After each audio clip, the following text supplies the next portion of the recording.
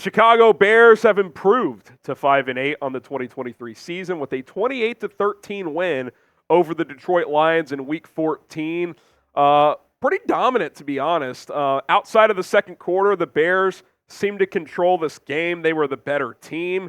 I got nervous at halftime because the Bears were up 10-0 after one. Looked like they were going to go up 13 or 17-0. Got stuffed on a 4th and 1. Detroit scored. Then they scored again before halftime to go up 13-10. I was like, here we go again. But give the Bears credit, man. They bounced back. 18-0 shutout in the second half to win 28-13. Lots to dive into here on our post-game show. We'll talk about the quarterback. We'll talk about DJ Moore, the defense, and we'll also take a look at the NFC playoff picture at the end of the show and the Bears' remaining schedule. Could the Bears make a playoff push? All that straight ahead here on the show. But type dub in the chat. It feels good, doesn't it, to just dismantle a division rival. You let the game slip away in Detroit. That was tough. But today was nice. Type dub in the chat. It was nice to see. If you're excited about it, get the dubs going in the chat. I certainly am excited and can't wait to see where it goes from here.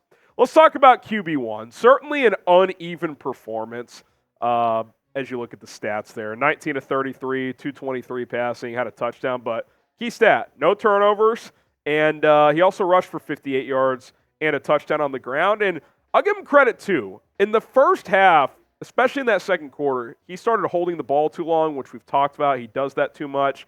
Took 3 sacks in the first half. Didn't take any in the second half. So that's good adjusting by him, good growth. I thought he got the ball out on time more in the second half. Certainly missed some throws. Him and Darnell Mooney just can't seem to get on the same page. He overthrew DJ Moore on kind of what would have been a dagger throw with 5 or 6 minutes left. But all in all, I thought it was good enough to win. And he outplayed Jared Goff for the second time this season. He outplayed him in Detroit, outplayed him here, took care of the football. Wasn't the perfect performance, but hey, you got to win when you don't have your A stuff sometimes. And, you know, I'd give him a solid B- today. It was good enough to win, and that's growth. I feel like in the past, his uneven performances have led to turnovers and losses, and that was not the case today. And again, when you compare to Jared Goff, 20 of 35, 161 yards, touchdown, 2 picks, also fumbled a snap that looked like it was on him, not the center.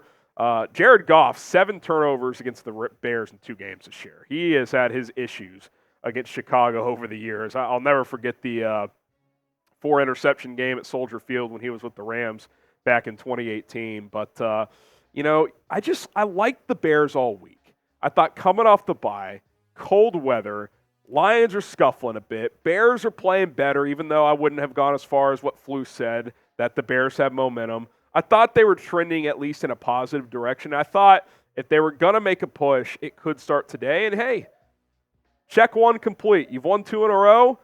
Now you got the final month stretch. So I like how the quarterback played. Again, it certainly wasn't perfect. It certainly wasn't, dazzling, but and he certainly left opportunities out there. Missed Cole Kmet, who was up the scene wide open, just didn't throw it for some reason. But, I think there's growth there. I think there's growth. Grade Justin Fields' play against Detroit today. Type A, B, C, D, or F. Drop a letter grade down in the comments for Justin Fields as you saw it today. Okay, a couple other things before we get to the defense. Deontay Foreman got the start at running back. I thought he looked good. 11 carries, 50 yards. Also had a nice catch and like little hurdle thing. He loves to hurdle for some reason. They got the Bears inside the 10 at one point. I'm not going to dive into it much today, but Khalil Herbert looks slow to me. He does not look like the same guy coming off that high ankle sprain. So, that might be something to monitor. I might give Roschon Johnson the RB2 reps over him moving forward. I'll be curious to see how the Bears handle that. Herbert just doesn't look right to me. Foreman's clearly this team's best runner right now. Kudos to him for taking advantage of his opportunity several weeks ago, and he's kind of run away with that. He's not the perfect back, but he can wear teams down. Did a good job today, and so that was very, very nice to see. DJ Moore, 68 yards and a touchdown receiving, all in the second half, by the way. For him, no targets in the first half. Got 10 in the second half. You love to see that. Caught 6 of them for 68 yards and a touchdown. And something I found very interesting is that DJ Moore and Justin Fields, they have the highest passer rating when targeted among any QB receiver combo in the NFL.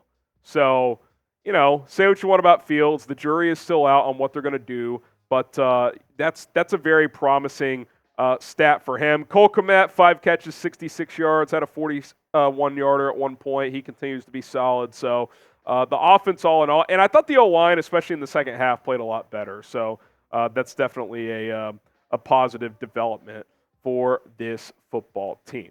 Okay, we'll talk about the defense and then take a look at the playoff picture coming up here in just a little bit. But first, got to tell you about Game Time, our sponsor. If you're looking for last-minute tickets for the best deals available, Game Time has you covered, as you can get tickets the day of events, whether they're sporting games or concerts, comedy shows, whatever.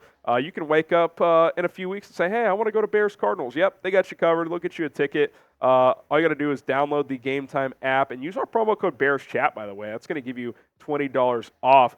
They want your ticket purchasing process to be simple, to be easy, to be painless. With other apps, it's not. With Game Time, it is. No stress involved. It's very simple. You're going to get tickets straight to your phone when you purchase with Game Time. So I really love using them. I've used them multiple times in the last few months and have had no issues whatsoever. Download the Game Time app today. The link is in the chat and the comments description of this video. But if you just search Game Time in your app store, you'll find it. Big G in white letters with the black background. Again, our promo code BearsChat. Going to get you $20 off, so go check out Game Time today. Can we give a round of applause to the defense here? Really good stuff. Really good stuff. Bad second quarter, granted. Bad second quarter, but 3 out of the 4 quarters, you shut them out. First quarter, no points. Third quarter, no points. Fourth quarter, no points. And to shut them out after it seemed like Ben Johnson, Jared Goff, and that offense really found a groove in the second quarter, to shut them out after that, I thought was really impressive. Jared Goff has looked pedestrian twice now against the Bears. We've talked about him. He just did not look interested. He does not like playing in cold weather. That is something that has become very clear over the years for him. You held Amon-Ra St. Brown in check. Only had 21 yards. And look, you cannot downplay Montez Sweat's impact. 4 sacks today. He had a sack. Justin Jones had 1.5 sacks. Yannick Ngakoue had a sack. And how about Javon Dexter? Half sack. First time he gets home for the first time in his career. And then Jaquan Brisker.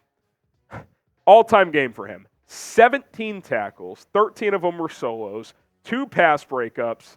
He was all over the place. He was around the football all day. Thought he played one of his best games as a pro. And he kind of goofed what should have been an interception. If he had that, it would have been an even better game. But he was terrific. Jalen Johnson had another interception today. He continues to play at a very high level. It's exciting, man. It's exciting. I don't want to get ahead of myself, but this team is playing much better. You got to give them credit. And again, I've been critical of this team's adjustments in the Flus era, especially it seems like coming out of halftime, they just haven't handled that well. Today they did. Defense got 3 3-and-outs, got a fumble takeaway, got the game-sealing pick, kept giving the offense good opportunities, and the offense was eventually able to cash those in. So add all that up, Bears win 28-13. Sub for Bears dubs, baby. If you want more dubs, hit that subscribe button. We got you covered with the latest Bears news, rumors, playoff picture updates, which we're going to get to here in a sec. Can't believe we're actually getting to talk about that in some sense of the manner. Sub for Bears dubs. We got you covered throughout the rest of the season and on into the offseason. Okay, so let's get to the playoff picture. Look, it's the 6 and 7 seed that are up for grabs. Right now, Minnesota is playing. Them and the Raiders, last I checked, were scoreless. They still are. 6 minutes left in the first half. The Vikings are driving, so we'll keep an eye on that. Packers play on Monday night. Seahawks are playing the 49ers right now, and they actually lead the 49ers 10-7 with Drew Lock. But hopefully San Francisco handles that game there. Atlanta lost to the Bucs, so Tampa actually moves in the first place in that division. Someone's got to win the South. Tampa beat the Bears head-to-head, so maybe that's for the best to not have to worry about them in the wild card. You got Atlanta coming up, so you can control your destiny over them. The Saints have the head-to-head over the Bears, so that's going to be a tricky one. The Rams lost today. They fall back to 6 and 7. It's pretty simple. With 4 games left, you got to win out. I just don't think you're going to have enough of the tiebreakers to get in at 8 and 9. I think at 9 and 8, though, you're going to have a decent chance because there's 2 playoff spots up for grabs, the 6 and 7 seed. There's a lot of traffic, but got a manageable-ish schedule. If you can win in Cleveland next week, it won't be easy. Joe Flacco's actually played pretty well for them, and that defense is pretty good. But if you could find a way to win there, then you got 2 warm weather teams coming to Soldier Field in mid-late December, Arizona and Atlanta. I would give the Bears a decent chance there. I mean, nothing's a gimme with this team. Those 2 teams are capable. Arizona's fought all year. The Falcons have been solid, but warm weather teams coming to cold, windy Chicago. I like the Bears' chances. Then, who knows? Maybe it's a pair of 8-8 teams in Week 18 against the Packers for one playoff spot. A lot has to happen for that to be the case, but it's possible. It is possible. I mean, could you imagine the ratings of Bears-Packers Sunday Night Football if it came down to that? Long way to go between now and then, but if you win next week, it at least feels like that possibility could happen. But got to take it a day at a time, got to take it a week at a time, and go from there. What say you? Can the Bears make the playoffs? They can. I still wouldn't predict them to. I don't think they're going to finish the season by winning 6 straight. But I am encouraged. They're playing better. Next week becomes massive. And then if you win that game, the next game is massive. That's kind of how it goes when you're fighting this uphill battle. Oh, yes, the Vikings just missed a field goal. Let's go. Y for yes, N for no. Let me know what you guys think when it comes to the playoffs. Bears 28, Lions 13. You had to win today for that question to even be asked. You did, so the Bears move on to see another week. Oh, and by the way, Carolina lost again, so that number 1 pick looking closer and closer to being the Bears.